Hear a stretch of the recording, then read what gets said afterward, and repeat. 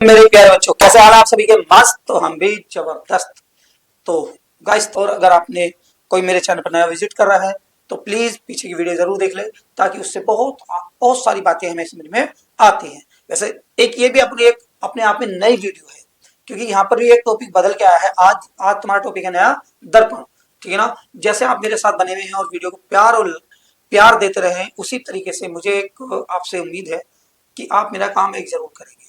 इस चैनल को सब्सक्राइब जरूर करें और अपने दो दोस्तों के साथ शेयर जरूर करें, ताकि ये कारवां हमारा आगे बढ़ता रहे और आपके फ्यूचर की जो मैंने नींव रखी है वो पूरी मजबूत हो जाए, ताकि मैं आपके फ्यूचर को तैयार कर सकूं। मैंने बता रखा, बार बार मुझे कहना पड़ता है कि ये चैनल मैं हमेशा फ्री ऑफ कॉस्ट रखूंगा, और यहाँ पर आपके लिए नीट नीट की और एनडीए की तैयारी बिल्कुल मैं मुफ्त कराने वाला हूं। अगर मेरा सपना जैसा है, उस सपने को तुम लोगों ने साकार कराया, तो मैं यहाँ पर तुम्हारे भविष्य को बिल्कुल फ्री में यहाँ पर देने वाला हूँ। हाँ, कुछ बच्चों के दिमाग में आ रहा होगा कि सर बस नीट और आप एनडीए की तैयारी कराएंगे, क्योंकि बेटे कक्षा 12 से रिलेटिव है, इसलिए इनको मुफ्त में जल्दी कराना है। फिर उसके बाद है जो भी आपका ख्वाब रहेगा, जो भी आपकी डिमांड रहेगी, उसके अनुसार भी उम्मीद है कि मैं इस चैनल को हमेशा हमेशा हमेशा फ्री रख ही जाएगा आपको। ठीक है ना? तो आप बिल्कुल बेफिक्र रहें। तो इसलिए तो हमने कहा है, अगर पढ़ने का है दाम तो फ्री कोर्स देंगे हम। तो मेरे प्यारे बच्चों, जुड़े रहें मेरे साथ और जोड़ते रहें, चैनल को आगे बढ़ाते रहें और ऐसे ही मुझे प्यार देते रहें। तो चलते हैं कक्षा 10 के विज्ञान की तरफ। पार्ट नंबर 1, प्रकाश, परावर्तन तथा अपवर्तन। प्रकाश हमने पढ़ लिया था, प्रकाश का परावर्तन हम पढ़ चुके हैं। तो आज चलते हैं एक नई चीज, दर्पण की तरफ। तो बेटे दर्पण, इसका नया टॉपिक आज हमारा क्या है बेटे? दर्पण है। अब दर्पण क्या होता है, इसको देखने के लिए, दर्पण को हम सामान्य भाषा में बेटे शीशा बोलते हैं। शीशा जहाँ मांग मांग निकालते हैं, जुल्फे उल्फे सजाई जाती हैं, उसको बोलते हैं हम दर्पण। टॉपिक तो हमारा गोलीय दर्पण है, लेकिन पहले गोलीय दर्पण से पहले दर्पण समझना जरूरी है सर पर। अब ये दर्पण होता क्या है, इसके बारे में जानू। दर्पण क्या होता है? जिसमें हम चेहरा देखते हैं, और जो चेहरा होता है वो कांच होता है, होता नहीं कांच? कुछ हमारा एकदम टूट जाता है, कांच ही होता है। कांच एक प्रकार का हमारा यौगिक है, ना कि तत्व है। ठीक है ना? तो ये कांच होता है, लेकिन कांच के पीछे तुमने देखा होगा लाल लाल सी एक पॉलिश लगी होती है। अगर कांच होगा, उसके आगे पॉलिश ना दिखे, तो प्रकाश इधर को देखेंगे और इधर वाला चमका देगा। देखा होगा दुकानों में जो बहुत बड़े बड़े शीशे लगे होते हैं, बाहर से देखते हो तो अंदर वाली चीज चमक जाती है। ठीक है ना? लेकिन जब हम घर पे शीशा देखते हैं तो उसमें हमारी सूरत दिखाई देती है। तो मतलब क्या हुआ? तो ये शीशा क्यों, मतलब सूरत क्यों दिखाई देती है? क्योंकि प्रकाश उसके पार नहीं जा पाता, बल्कि क्या होता है, उसका परावर्तन होता है और वो उसी माध्यम में लौटाता है और हमारी आंखों क्या कर देता है? संवेदित कर देता है, मतलब सूचना देता है कि हाँ ये हमारा चेहरा है, तो हमें दिखाई देता है। अब ऐसी क्या चीज है जो शीशे के पीछे पॉलिश की जाती है? भाई आपने अगर मिट्टी लगा दी, कली लगा दी, या सफेद सीमेंट लगा दिया, सफेद रंग चमक, तो रंग ही चमकेगा। ठीक है ना कि तुम्हारा तुम्हारा चेहरा उसमें दिखाई देगा। तो इसका मतलब क्या है? उसके पीछे किस चीज की पॉलिश की जाती है? तो उसकी चीजें पॉलिश जो की जाती है वो चांदी की या लेड ऑक्साइड की जाती है। ठीक है ना? जिससे वो प्रकाश का परावर्तन कर देते हैं। चांदी प्रकाश का परावर्तन का बहुत अच्छा स्रोत है, तो उसको बहुत जल्दी से कर देता है। यानी कांच के पीछे, यदि किसी कांच के पीछे या कांच के पिछले तल पर चांदी या लेड ऑक्साइड की पॉलिश कर दी जाए, तो उस प्रकार जो भी उपकरण बनता है उसको क्या बोलते हैं हम बेटे? दर्पण बोलते हैं। और दर्पण में हमारी क्या होती है? वो हमारी सूरत, मतलब हमारा प्रतिबिंब दिखाई देता है। मतलब प्रतिबिंब मतलब हमारा चित्र दिखाई देता है। प्रतिबिंब बारे की बात करेंगे, चलते बेटे फिर इसके बारे में। तो दर्पण, दर्पण वैसे कुछ नहीं है, बता दिया क्या है, एक प्रकार का कांच है। तो यहां बेटे लिखेंगे, किसी कांच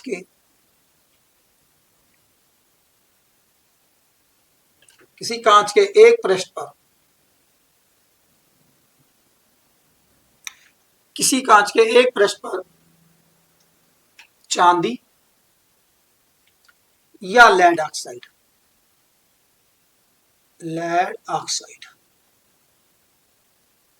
सूत्र होता है बेटे इसका पीबीओ, लेड ऑक्साइड की पॉलिश कर दी जाती है।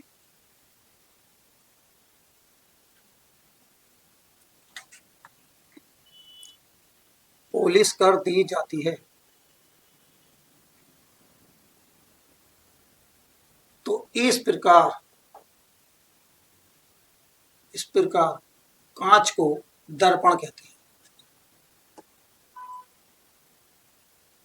इस प्रकार कांच को इस प्रकार बने, ऐसे लिखो, इस प्रकार बने कांच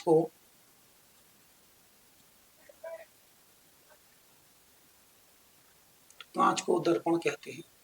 ठीक है ना, जिसमें वस्तु का प्रतिबिंब दिखता है।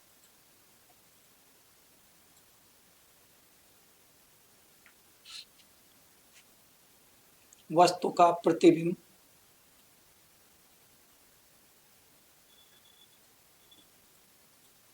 दिखता है, सॉरी दर्पण, तो दर्पण बनेगा बेटे, दर्पण प्रकाश का परावर्तन करते हैं।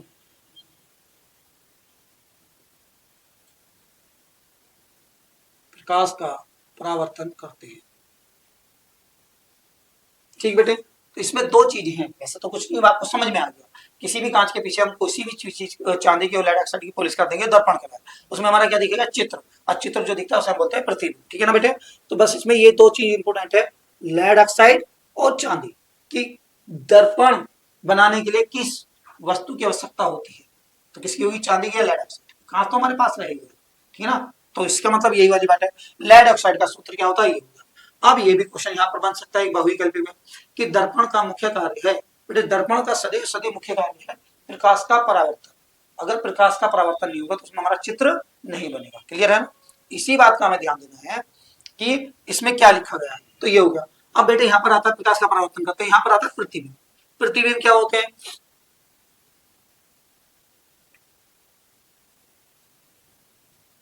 देखिए बेटे प्रतिबिंब, अब मान लेते हैं यहाँ पर एक हमारा ये शीशा रखा हुआ है, ठीक है ना, इसके पीछे पॉलिश कर दी गई, और यहाँ पर वस्तु रखी है, कोई वस्तु रखी है, और इसके एक भाग से यहाँ पर चलती है वस्तु, और हमें यहाँ पर दिखाई देती है, ठीक है ना, यहाँ पर आती हुई दिखाई देती है ऐसी, या यहाँ से चली और हमारे यहाँ को दिखाई दी। मतलब आप कैसे मान सकते हैं, यानी एक वस्तु चलेगी और इसे तगड़ा कर उसी माध्यम में वापस आ जाएगी, तो इसको बोलेंगे हम परावर्तन। जब ये हमें दिखाई देगी तो हम अपनी आंख से, तो हम यहाँ पर देख सकते हैं कि क्या देख सकते हैं, हम यहाँ पर देख सकते हैं कि हमारे ये पैर हैं या हम हैं या कोई और है, तो इससे हमारी प्रकाश की परावर्तन। तो बेटे देखो इसी को कहते हैं, यानी जब प्रतिबिंब किसे कहते हैं, जब किसी वस्तु के किसी बिंदु से प्रकाश की किरण आती है और उस बिंदु से आती हुई प्रतीत होती है, आती हुई प्रतीत होती है, तो उसको हम क्या बोलते हैं, वस्तु का प्रतिबिंब बोलते हैं। ठीक है ना, या प्रतिबिंब को एक सीधी सीधी भाषा में समझे ना अपने आप में, यानी हमारा चित्र, अगर चित्र, हमारा चित्र किसी चीज में दिखाई देता है उसको बोलते हैं हम प्रतिबिंब। सीधी सीधी बात है, प्रतिबिंब किसे बोलते हैं, जब हमारी परछाई, हमारी चीज परछाई नहीं, हमारा चित्र पूरा पूरा दिखाई दे। अगर हम ऐसे खड़े, मैं आपको देख रहा हूँ और मेरा चित्र मेरे शीशे में मुझे दिखाई दे रहा है, तो देखें निकालते हैं ना, बाल निकालते हैं, आप मेकअप वेकअप भी करते हैं, हाँ, ये बाल निकालते हैं आराम से, स्टाइल स्टाइल बनाते हैं, तो उसमें क्या दिखा देता है, तुम्हारा सिर वगैरह दिखा देता है, तो उसे बोलते हैं हम प्रतिबिंब। तुम हो वस्तु और जो दिखाई दे रहा है वो प्रतिबिंब। तो बेटे वही वाली बात है, इसको मतलब लिख सकते हैं, एक डेफिनेशन के तौर पर तैयार किया गया, यानी किसी भी वस्तु के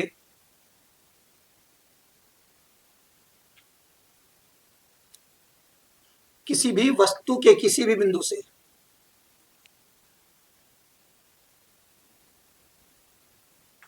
बिंदु से चलने वाली प्रकाश की किरण,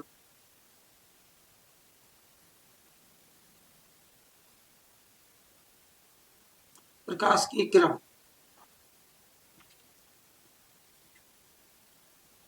किरण जिस बिंदु से आती हुई प्रतीत होती है, चलने वाली प्रकाश की किरण जिस बिंदु,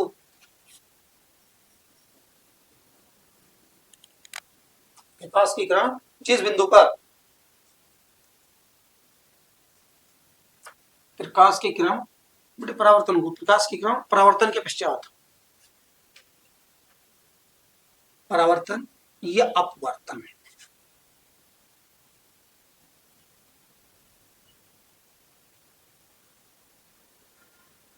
किसी वस्तु के किसी बिंदु से चलने वाली प्रकाश की किरण परावर्तन या अपवर्तन के पश्चात जिस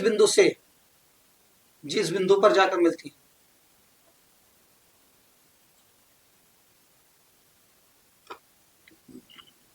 जिस बिंदु पर जाकर क्या करेंगे बेटे, मिलती है,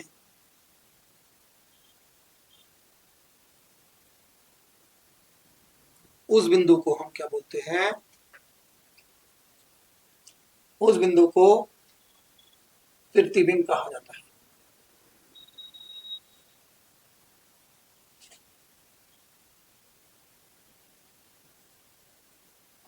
अब ये दो प्रकार के होते हैं,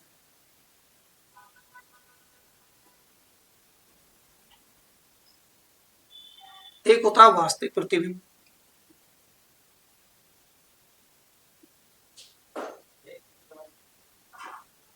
और एक होता है आभासी प्रतिबिंब।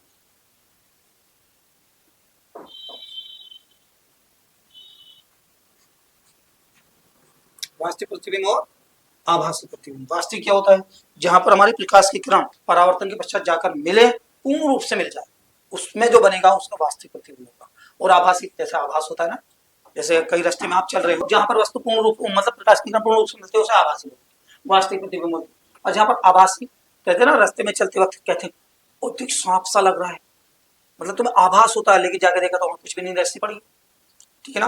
रात में जा रहे हैं, अंधेरा हो रहा है और एक पेड़ पर पन्नी टंग रही है और वो हिल रही है हल्की सी, किसी रास्ते से निकले आप, तो क्या लगेगा, बहुत ही कुछ जानवर है या कुछ चीज है, तो लगता ना आभास होता है, उसको बोलते हैं हम आभासी प्रतिबिंब। यानी परावर्तन के पास प्रकाश की किरणें कहीं पर मिलती हुई प्रतीत होती हैं, प्रतीत होंगी, पूर्ण रूप से मिलेंगी नहीं, उनको क्या बोलेंगे हम बेटे, आभासी प्रतिबिंब बोलेंगे। तो समझ गए प्रतिबिंब का दर्पण तो बेटे हमें पता चल गया, चांदी से बना है, कांच के किसी खोखले गोले से काट कर उसकी गोले पृष्ठ पर क्या करते हैं, चांदिया उसकी कर देते हैं सर, खोलते हैं बेटे। तो लिखते हैं जिस दर्पण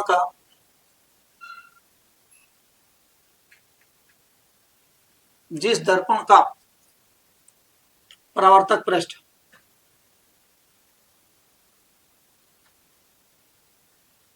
कैसा होता है बेटे, गोलीय होता है। जिस दर्पण का परावर्तक पृष्ठ गोलीय होता है उससे हम गोले दर्पण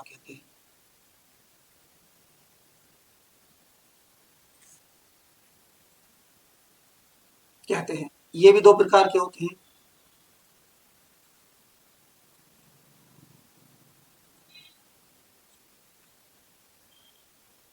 हैं, नंबर एक बेटे होता है अवतल दर्पण, ठीक है ना। नंबर दो होता है उत्तल दर्पण।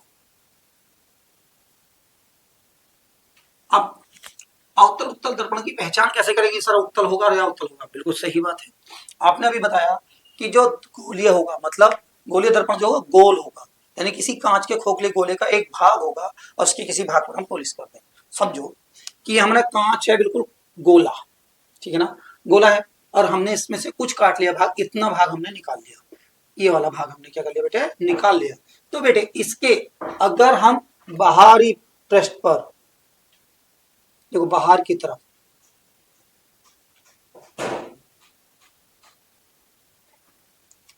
तरफ पॉलिश कर देते हैं तो इसे बोलते हैं हम अवतल दर्पण, अवतल दर्पण। अब देखो, अब पहचान कैसे करते हैं, अगर तुम्हें कहीं दे दिया जाए, इसको दे दिया जाए गोली है, तो पता कैसे चलेगा। तो देखो बेटे, ये पेट को कुछ कारण बाहर को निकालना, बाहर को अपने पेट को, यानी जिसका पेट फूला हुआ हो, यानी बीच में से कैसा होगा बेटे, मोटा, फूला हुआ होगा तो ये मोटा होगा, यानी बीच में से अगर मोटा होता है और किनारों पर कैसा होता है, ये पतला होता है। जो दर्पण अगर छू के देखेंगे तो बीच में से मोटा नजर आएगा, किनारों पर पतला नजर आएगा, उसे क्या बोलेंगे बेटे, हम अवतल दर्पण बोलेंगे। अगर ये कंडीशन बिल्कुल फिर सेम, अगर इसको हम ऐसे करके डिवाइड करके इसके अंदर पॉलिश कर दें, यानी प्रकाश यहां पर आएगा, यहां से चलेगा और यहां को नहीं निकलेगा, वापस चला जाएगा। अब प्रकाश इधर से आएगा यहां पर, ठीक है ना। अब देखो बेचारे का ये पहले पेट फूला हुआ था, इसी करके अभी ऐसे हो गया बिल्कुल, मतलब पेट अंदर को घुस गया, पेट अंदर को घुस गया, यानी जहां पर ये क्या हो गया, पतला हो गया। पतला कहां हुआ, बीच में, और किनारों पर कैसा हो जाएगा बेटे, मोटा हो जाएगा। यानी जो पेट फूला हुआ होता है तो उसे अवतल कहते हैं, जिसका पेट बेचारे का पिचका हुआ होता है उसे उत्तल दर्पण कहते हैं, ठीक है ना, उत्तल दर्पण। यानी अगर जो दर्पण बीच में से मोटे होते हैं, किनारों पर पतले होते हैं, उसे हम अवतल दर्पण कहते हैं। डेफिनेशन बस केवल एक याद रखें, बस पूछा जाता है, ये कहीं आता नहीं है, बस चित्र बनाने के लिए आएंगे, प्रतिबिंब की रचना आएगी वो बताएंगे बाद में, पहले इसको सीखते हैं क्योंकि इससे बहुत सारी बातें हैं। तो क्या लगेंगे हम इसमें, कि जो बीच में से मोटे होते हैं, किनारों पर से पतले होते हैं, उसको हम क्या बोलते हैं बेटे, अवतल दर्पण बोलते हैं। अब इसका उल्टा कर दो, जो किनारों पर ये पतले थे वो मोटे होते हैं, ये बीच में मोटा था वो बीच में पतला होता है, तो इसका मतलब हो गया जो बीच में पतला हो, किनारों पर मोटा हो, तो उसे क्या बोलेगा, उत्तल दर्पण बोलेंगे। क्लियर है, यहाँ तक समझ में आ गई। तो उत्तल और अवतल दर्पण होते हैं। अब बेटे इनकी चलती है कुछ छोटी छोटी परिभाषाएं। तो पहले आता है दर्पण का आता है ध्रुव, दर्पण का जो पहला पॉइंट है वो आता है ध्रुव। ध्रुव किससे बोलते हैं बेटे, देखते हैं। अभी हम बताए थे बिल्कुल चित्र से सारा, जैसे उसमें करे थे, मैंने बताया यहाँ पर ट्रिक चलती है सारी की सारी, इस प्लेटफॉर्म पर आपको एक चित्र या ट्रिक के द्वारा ही सारी बातें की जाती है। मतलब ये हमारा कांच है और हमने ये बीच में से क्या कर दिया बेटे, इसका बाहर की तरफ हमने पॉलिश कर दिया, मतलब अवतल दर्पण लिया, सीधी सीधी बात है। समझ गए आप सभी बच्चे? अब तो मुझे डर नहीं लगता आपसे कि मुझे समझा नहीं पा रहा हूँ। आप तो इतने समझदार हो चुके हैं मेरे चैनल पर पढ़ते पढ़ते। अगर जिसने भी वीडियो पूरी देखी है तो मुझे बताइए कि आपको समझ में आने लगा, नहीं आने लगा? समझ में क्या, आप तो पूरा ही समझ में आ जाता है। देखिए बेटे, अगर ये हमारा गोला है तो यहाँ पर एक बीच में बिंदु होगा, बीच में क्या होगा, एक बीच में बिंदु होगा, बीचों बीच, यानी इसके बीच को, और बीच को जो बोलते हैं बेटे हम बोलते हैं मध्य बिंदु, और मध्य बिंदु को ये बोलते हैं ध्रुव। यानी दर्पण के मध्य बिंदु को ध्रुव कहा जाता है। दर्पण के मध्य बिंदु को ध्रुव कहा जाता है, सीधी सीधी बात है, और इसे हम हमेशा P से दिखाएंगे, ठीक है ना? तो देखो बेटे, याद हो गया हमें इस बात की परिभाषा कि दर्पण के परावर्तक पृष्ठ के दर्पण के परावर्तक पृष्ठ के मध्य बिंदु को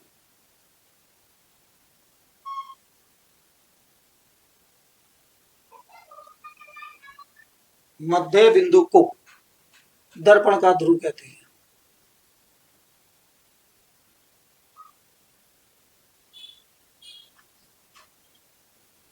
ठीक है ना? इसे P से प्रदर्शित करते हैं।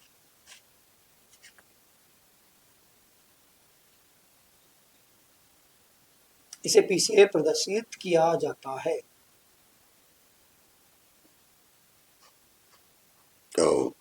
दूसरा, अब बेटे ध्रुव के बाद आती है बेटे वक्रता केंद्र। ध्रुव के बाद क्या आती है? वक्रता केंद्र। इनकी छोटी छोटी डेफिनेशन आती है, कहीं ना कहीं आती है। वक्रता केंद्र। अब बेटे वक्रता केंद्र क्या होता है? अगर ये मैंने एक भाग लिया है, किसी गोले का तो भाग लिया होगा, इस गोले का भी दर्पण बनाए थे ना, गोले का, ये तो गोले का बनाए थे। क्या लिया था? इस गोले का हमने एक छोटा सा वाला भाग लिया था, ये वाला। तो यहां से रख के हम जब गोल खींचेंगे, यहां से खींचेंगे, तो ये केंद्र किसका है? गोले का है। केंद्र किसका है? गोले का। और ये क्या है? इसका एक भाग है। क्या है बेटे? इसका एक भाग है। तो केंद्र तो किसका रहा? इस गोले का। और ये क्या रहा? दर्पण, एक भाग। तो सीधी बात है, गोले के उस केंद्र को जिसका दर्पण एक भाग होता है, जिसका दर्पण क्या होता है बेटे? एक भाग होता है। दर्पण जो एक भाग रहेगा, यानी गोले का तो ये रहेगा, गोले का केंद्र, गोले के उस केंद्र को, उस गोले के केंद्र को, यानी जो गोला है उस केंद्र को जिसका दर्पण हमारा क्या है? एक भाग है, उसे क्या बोलते हैं? वक्रता केंद्र बोलते हैं। तो बेटे ये तो यहाँ पर होगा कहीं पर बीच में, यहाँ पर से पूरा गोला खींच सके, ठीक है ना? तो इसको ले लेंगे। तो क्या बताया मैंने? गोले के उस केंद्र को, गोले के उस केंद्र को जिसका दर्पण एक भाग होता है,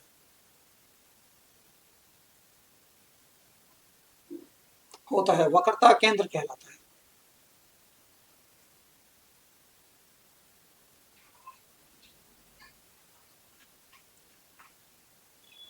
वक्रता केंद्र कहलाता है। इसे C से प्रदर्शित करते हैं।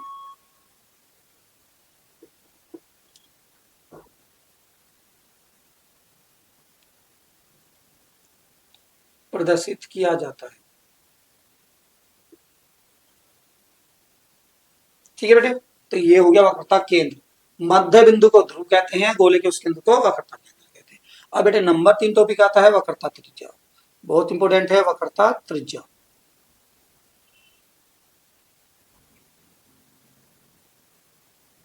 अब वक्रता त्रिज्या क्या होती है? जब हम गोले को बनाते हैं तो गोले को प्रकार में लेके ऐसे गोल खींचते हैं ना, यानी गोले को ऐसे गोल खींचते हैं, तो यहाँ जो होती है और यहाँ से यहाँ तक की दूरी, यानी केंद्र से परिधि तक की दूरी क्या कहलाती है? आपकी त्रिज्या। गोले की जो गोलाई होती है ना बेटे, गोले की गोलाई जो होती है उसको हम परिधि बोलते हैं। गोले की गोलाई को हम क्या बोलते हैं? परिधि। तो सीधी बात है, ये आपको अब तुमने बताया केंद्र से परिधि तक की दूरी क्या कहलाएगी? आपकी वक्रता, ओ सॉरी, त्रिज्या कहलाएगी। लेकिन तुमने बताया कि हमने तो किसका, गोले का एक भाग ही लिया ये वाला। तो गोले की उस त्रिज्या को जिसका दर्पण क्या है? हमारा एक भाग है। मतलब बिल्कुल जैसे डेफिनेशन ये है वैसी वो है, बस केवल वक्रता केंद्र की जगह वक्रता त्रिज्या लिखना। तो बेटे लिख सकते हैं हम, गोले के उस गोले की उस त्रिज्या को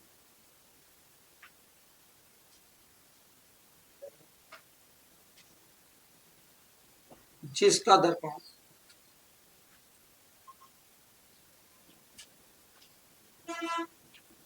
एक भाग होता है, वक्रता त्रिज्या कहलाता है, त्रिज्या कहलाती है।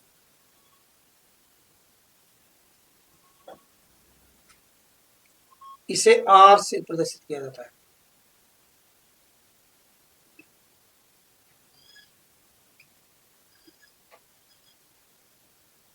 ठीक है ना, इसे आर से प्रदर्शित किया जाता है। मतलब वक्रता केंद्र ये है और यहाँ तक की दूरी जो कहलाएगी वो कहलाएगी आपकी क्या, वक्रता त्रिज्या कहलाएगी। ठीक है ना, तो ये वाली बात रहेगी आपको ध्यान, यानी जो केंद्र है वही वक्रता त्रिज्या होगी। अब आते हैं बेटे मुख्य अक्ष। चौथे नंबर पे क्या आता है इसका, मुख्य अक्ष।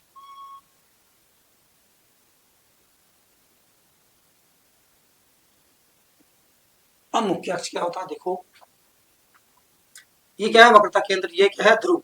पी का मतलब क्या है, ध्रुव है, वक्रता केंद्र है और ये ध्रुव है। अगर वक्रता केंद्र को ध्रुव से मिला दे, यानी एक रेखा है, वक्रता केंद्र मतलब वक्रता केंद्र को क्या मिला दे, ध्रुव से मिलाने वाली रेखा।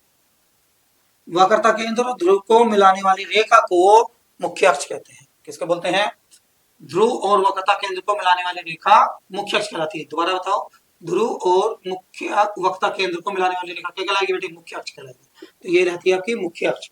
लिख देंगे दर्पण के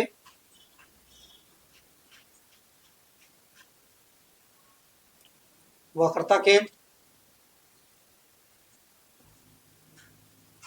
और ध्रुव को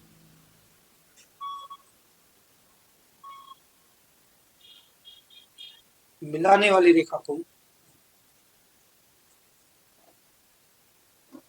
ध्रुव को मिलाने वाली रेखा को मुख्य अक्ष कहते हैं। क्या कहते हैं बेटे, मुख्य अक्ष कहते हैं। अब मुख्य अक्ष से मिलिए सी और पी, तो इसी को इससे दिखा दें, इसे सी पी से प्रदर्शित करते हैं।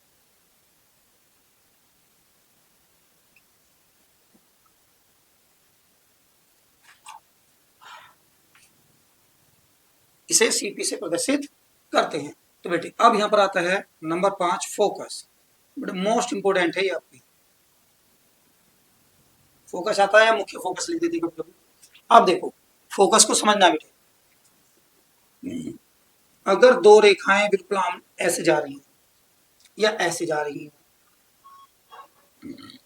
ठीक है ना, या बिल्कुल सीधी ऐसे जा रही है और ये कभी भी आपस में ना मिले, तो इन रेखाओं को क्या बोलते हैं, समांतर।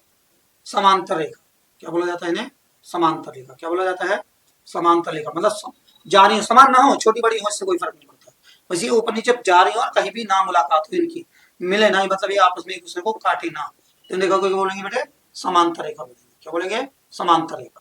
क्योंकि ये जरूरत है फोकस में आने की, तो इसलिए बता दिया समांतर रेखा। चलो देखो ये क्या है, ये मुख्य अक्ष, इसकी क्या आ रही है, एक समांतर रेखा आ रही है। समांतर रेखा क्यों आएगी, प्रकाश की किरण आएगी। ठीक है ना, तो यहाँ पर एक समझने वाली बात है कि इससे समझेंगे मुख्य अक्ष के समांतर आने वाली प्रकाश की किरण। क्या बताया, मुख्य अक्ष के समांतर आने वाली प्रकाश की किरण दर्पण से परावर्तित होकर, दर्पण से देखो यहाँ से टकराएगी तो क्या हो जाएगी, परावर्तित होकर मुख्य अक्ष के जिस बिंदु से जाती है, मुख्य अक्ष के समांतर आने वाली प्रकाश की किरण दर्पण से परावर्तित होकर मुख्य अक्ष के जिस बिंदु से होकर जाती है, उस बिंदु को हम क्या बोलते हैं, दर्पण का फोकस कहते हैं। समझ में आया ना प्यारे बच्चों, तो देखो समझ में आता है। तो क्या बताया, मुख्य अक्ष के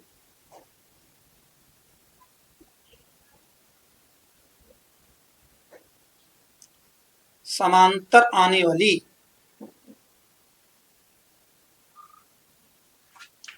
प्रकाश की किरण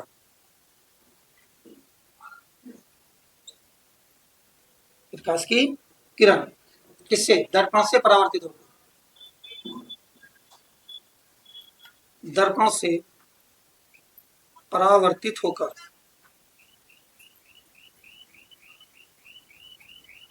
मुख्य अक्ष के समांतर आने वाली प्रकाश की किरण दर्पण से परावर्तित होकर मुख्य अक्ष के जिस बिंदु से होकर जाती है,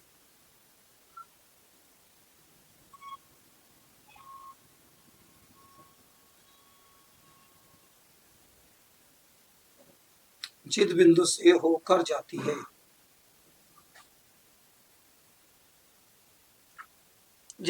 उसे दर्पण का फोकस कहते हैं।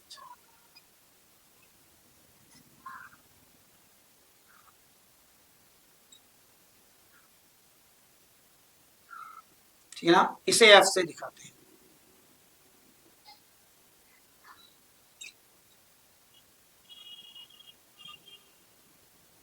क्लियर। तो यहां तक पता चल गया पूरी की पूरी जो हमने पूरी जो डेफिनेशन हमने लिखी है इस चित्र के अनुसार लिखी है। अब आपको कुछ याद नहीं करना, इनको याद नहीं करना है, इस चित्र में देखते रहिए। देखिए ये क्या है बेटे, दर्पण है। दर्पण के मध्य बिंदु को ध्रुव कहेंगे। क्या कहेंगे, मध्य बिंदु को ध्रुव कहेंगे, और इसे पी से दिखा। और गोले के उस केंद्र को जिसका दर्पण है, क्या हमारा एक भाग है, गोले के उस केंद्र को जिसका दर्पण हमारा एक भाग होता है उसे हम बोलते हैं वक्रता केंद्र। तो याद हो गया, गोले के उस केंद्र को जिसका दर्पण एक भाग होता है उसे वक्रता केंद्र कहते हैं। जहां पर हमने केंद्र लिखा था वहां पर वक्र त्रिज्या लिख देंगे, यानी गोले की उस त्रिज्या को जिसका दर्पण एक भाग होता है वक्रता त्रिज्या कहते हैं। इसे आर से दिखाते हैं। ठीक। अब बात आती है फोकस की, यानी मुख्य अक्ष के समांतर आने वाली, मुख्य अक्ष के समांतर आने वाली प्रकाश की किरण, मुख्य अक्ष के समांतर आने वाली प्रकाश की किरण जिस बिंदु से होकर जाती है, जिस भी बिंदु से होकर जाएगी उसे क्या कहेंगे, आप फोकस कहेंगे। यानी हम इस चित्र के द्वारा ही सारी डेफिनेशन याद कर सकते हैं, पढ़ सकते हैं, समझ सकते हैं, लिख सकते हैं, नहीं हमें भूलना पड़ेगा। चलिए अब चलते हैं फोकस दूरी की।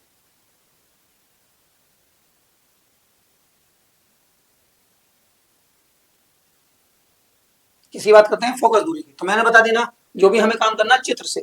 अब दूरी किसे कहते हैं आप जरा बताएंगे, दूरी किसे कहते हैं बताओ, किसे कहते हैं दूरी? जितनी दूर से आप मुझे देख रहे हैं, जितने आपके गांव से दूसरा गांव दूर है, जितने आपके घर से और किसी तुम्हारे दोस्त का घर जितनी दूर है, तो बोलते हैं दूरी। मतलब दो बिंदुओं के बीच में जो स्थान होता है, दो बिंदुओं के बीच जो स्थान होगा उसे हम बोलेंगे दूरी। दो बिंदुओं के बीच, यानी तुम्हारा घर और तुम्हारे दोस्त के घर के बीच में अगर तीन घर आ रहे हैं तो तीन घर की दूरी है, क्योंकि ठीक है ना, तुम्हारे घर और तुम्हारे दोस्त के घर के बीच में जो बचा हुआ है उसे बोलेंगे आप दूरी। ठीक है, तो मतलब दो बिंदुओं के बीच होनी चाहिए। अब देखो हमें करनी है फोकस दूरी। जितनी भी चीजें हमें ली जाती हैं दर्पण में ध्रुव से ली जाती हैं, तो एक तो दर्पण ध्रुव हो गया और एक कहाँ है फोकस। तो दर्पण और फोकस, ध्रुव और फोकस के बीच की दूरी को, ध्रुव और फोकस के बीच की दूरी को क्या बोलते हैं, फोकस दूरी कहते हैं। बेटे लिख सकते हैं, दर्पण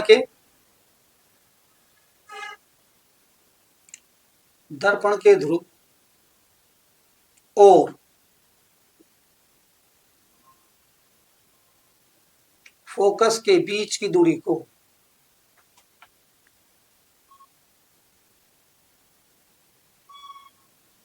दर्पण और ध्रुव के फोकस के बीच की दूरी को हम क्या बोलते हैं बेटे, फोकस दूरी कहते हैं।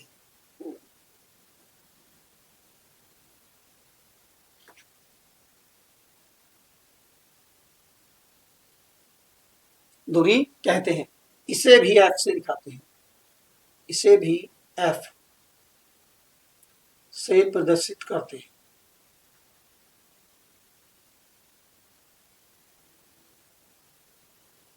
ठीक है ना, तो फोकस दूरी को एफ से प्रदर्शित करेंगे। ठीक प्यारे बच्चों, तो यहां तक इसकी छोटी छोटी बातें थी, ये पॉइंट 6 होगा जिनको हमें दर्पण के बारे में सीखना था। अब आती है एक दर्पण और वक्रता त्रिज्या के बीच में क्या संबंध होता है, दर्पण और वक्रता त्रिज्या के बीच में क्या संबंध होता है इसको देखना है। तो अब अध्ययन डालते हैं दर्पण फोकस दूरी,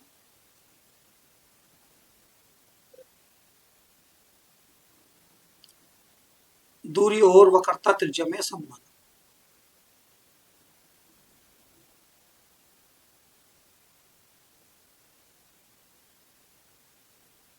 वक्रता त्रिज्या में संबंध। तो बेटे देखो हमारा 10th क्लास है, तो 11th क्लास में आपको 11th या 12th क्लास में इसके बीच संबंध स्थापित करना, मतलब एक प्रकार का डाइवर्सन निगमन कि किस तरीके से ये आता है, पूरा का पूरा है। लेकिन हमारी किताब में जो 10वीं में है केवल इसका फॉर्मूला दिया गया, तो फॉर्मूले से ही हम सब कुछ याद करना है, बाकी हमेशा सिद्ध नहीं करना है।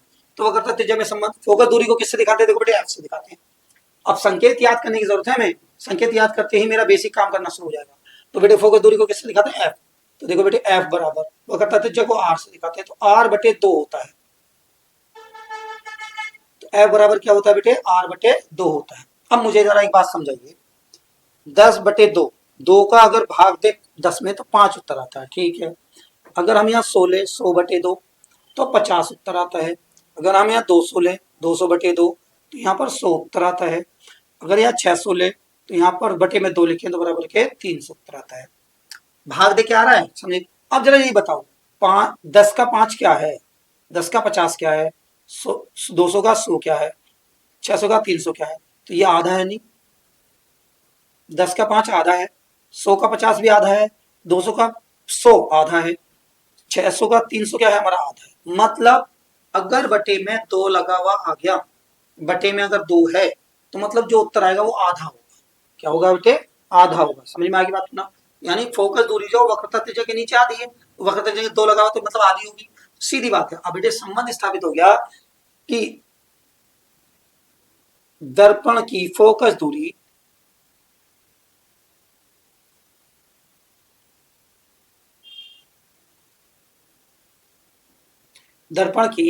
दूरी वक्रता त्रिज्या की आधी होती है, आधी होती है। क्लियर है? पक्की बात है। ये तो यहां पर आ गया। अगर इसी को हम थोड़ा सा और डिफाइन कर दें, मतलब 2 इसमें चला जाए, ये 2 इधर आ जाए, तो ये भाग में इधर जाके बनेगा गुणा में, यानी यह बनेगा 2f बराबर के r, क्योंकि 2 इधर चला जाएगा। ठीक है ना? या r बराबर लिख सकते हैं 2f। अब इसको भी सीखें। देखो r बराबर 2f हो सकता है, f बराबर r बटे 2 हो सकता है। इसको सीखें। अगर मैं 4 लिखूं, इसके आगे 2 लगा दूं, मतलब यहाँ 2 गुणा कर दूं, 4 दूनी 8। अगर यहाँ 5 करूं, 2 की गुणा कर दूं तो 10। अगर यहाँ 10 करूं, 2 की गुणा कर दूं तो बराबर क्या होता है बेटे? 20। तो देखो 10 का 20 क्या है? 2 गुना। 5 का 10 क्या है? 2 गुना। और 4 का 8 क्या है? 2 गुना।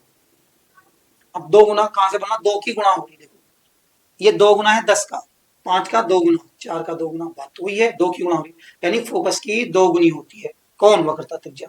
मतलब इसमें एक और संबंध स्थापित हो जाता है इस बात से कि दर्पण की वक्रता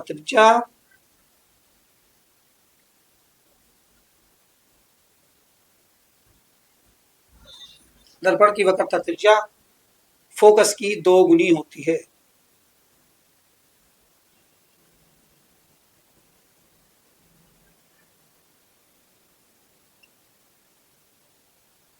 फोकस की 2 गुनी होती है। समझ में आएगा प्यारे बच्चों? इसका मतलब ये रहा कि आपको अगर फोकस दूरी निकालनी तो वक्रता त्रिज्या की आधी कर देंगे, और वक्रता त्रिज्या निकालनी है तो फोकस दूरी की दुगनी कर देंगे। तो ये बात समझ में आ गई होगी। तो फोकस दूरी को x से दिखाते हैं और वक्रता त्रिज्या को r से दिखाते हैं। तो इसमें आपको ये पता चल गया कि कैसे कैसे संबंध स्थापित होता है। अब बेटे मैंने बताया था ना, फिजिक्स यानी भौतिक विज्ञान, फिजिक्स या भौतिक विज्ञान आपका करने के लिए इसमें आंकिक प्रश्न बहुत आते हैं और उनको समझना बहुत जरूरी है। और आपने अगर मेरा 2 वीडियो बेसिक से जीरो से हीरो बनने वाली अगर देखी है, भौतिक का बेसिक नहीं देखी है तो प्लेलिस्ट में पढ़ी है। भौतिक विज्ञान शुरू करने से पहले मैंने वो वीडियो बनाई थी ताकि हम सब लोग, मैथ वाले तो समझ जाएंगे लेकिन जो बायोलॉजी वाले हैं, मेरी प्यारी प्यारी छोटी छोटी गुड़िया है, बहना है, वो जो प्यारे प्यारे स्टूडेंट है वो नहीं समझ पाते। तो मैंने सबको इक्वल लेके एक बेसिक तैयार किया है जिससे आप हम आंकिक प्रश्न कर सकते हैं। उन्हीं आंकिक प्रश्न को अब यहाँ पर हमें लेना है, करना है सब कुछ। ठीक है ना? तो उसी को देखते हैं। अब चलेंगे इन पर आंकिक प्रश्न, क्योंकि बेटे एक एक सूत्र पर अगर हम करते चले जाएंगे तो हमें एकदम याद होते चले जाएंगे और आंकिक प्रश्न समझ में आने लगेंगे। अगर मैंने किताब के बात कराए तो हमारे पास सूत्र होंगे 4 या 5 और हम एकदम रिल के आएंगे, कभी इसका कभी इसका, तो हमारा दिमाग खराब हो जाता है। तो इस वीडियो पे आपको बिल्कुल आसान वे में सीखने को मिलेगा। तो आप क्या करेंगे, इस चीज के जो क्वेश्चन आंसर है वो अभी करेंगे। सूत्र याद रखना है हमें, F बराबर R बटे 2। F को फोकस दूरी, R को वक्रता त्रिज्या। इसको याद नहीं रखना, बाकी सब देखेंगे बाद। ठीक है ना? चलिए बेटे, आंकिक प्रश्नों से पहले कुछ थोड़ी बेसिक बातें समझनी है बेटे। अवतल दर्पण, एक होता है उत्तल दर्पण। अभी थोड़ा सा याद रखें बस, केवल अवतल में जितनी दूरियां होंगी वो सब ऋणात्मक होंगी, मतलब माइनस की होंगी, ऋणात्मक, यानी सब दूरियां माइनस की होंगी। तो कहेगा फोकस अवतल दर्पण की फोकस दूरी तो 20 सेंटीमीटर, तो -20 लिखना पड़ेगा। ठीक है ना? अवतल दर्पण की वक्रता त्रिज्या 11 सेंटीमीटर, तो -11 लिखना पड़ेगा। अवतल दर्पण की फोकस दूरी 50 से 50, तो माइनस लगाना पड़ेगा। मतलब आपको याद रखना कि अवतल दर्पण में सभी चीज क्या की होंगी? माइनस की होंगी, और उत्तल दर्पण में ये सब चीज क्या की होंगी? प्लस की होंगी। बस इतना से याद रखना, बाकी हम बताएंगे आपको दर्पण के जब और एक अगले वाले पार्ट में। तो इसको रहने दें अभी। अवतल दर्पण में सब क्या की होंगी बेटे? माइनस की होंगी। अवतल दर्पण में सब क्या की होंगी? माइनस में होंगी। उत्तर में सब प्लस की होंगी। ये बात ध्यान रखेंगे, बाद में चलेंगे। तो बेटे आंकिक प्रश्न चलते हैं इसके।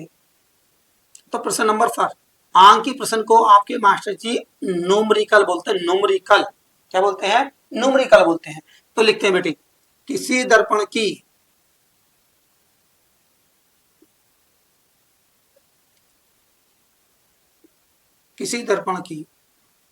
वक्रता त्रिज्या 30 सेंटीमीटर है,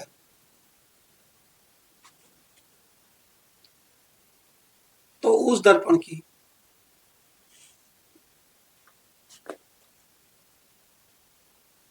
फोकस दूरी क्या होगी।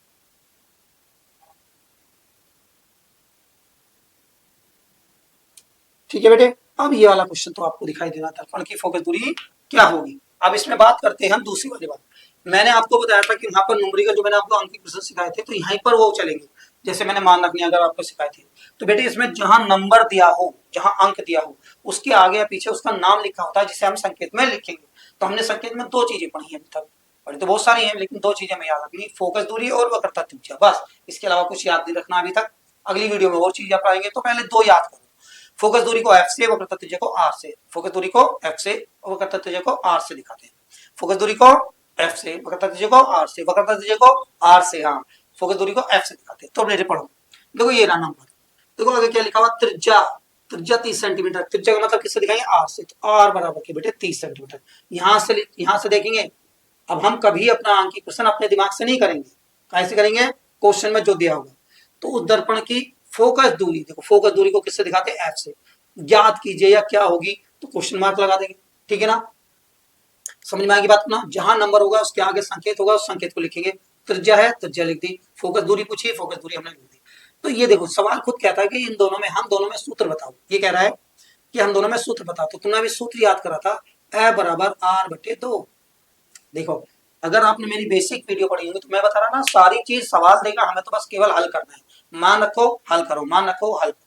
तो देखो बेटे एफ का मान है यहाँ पर नहीं, तो नहीं हम एफ का एफ लिखेंगे। देखो आगे बढ़ो तो फिर बराबर आर की जगह देखो क्या लिखा हुआ 30, यानी आर के बराबर में 30 है, यानी आर की जगह हम 30 रखेंगे।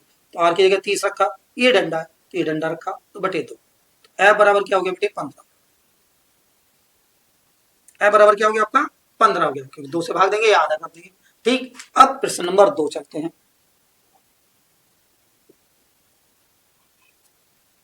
ये कहता है किसी अवतल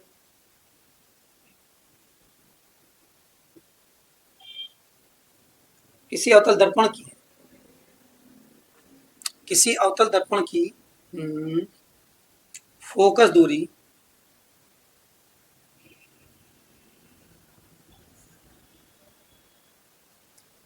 20 सेंटीमीटर है, तो इसकी वक्रता त्रिज्या क्या होगी।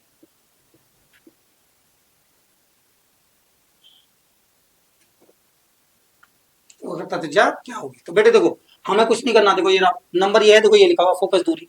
फोकस दूरी को मतलब एफ से दिखाते हैं, बराबर की 20 सेंटीमीटर। अब मुसीबत ये है कि इसने कहा अवतल, अवतल है तो माइनस में लिखे, क्योंकि मैंने बताया अवतल में वक्रता त्रिज्या किससे दिखाते हैं बेटे, आर से। तो आर को ज्ञात करना है, सूत्र यही याद रखना हमें, बाकी कुछ याद नहीं करना, ये वाला। तो सूत्र क्या बनेगा इन दोनों में, कह रहा हमें सूत्र बना ए बराबर के आर बटे 2।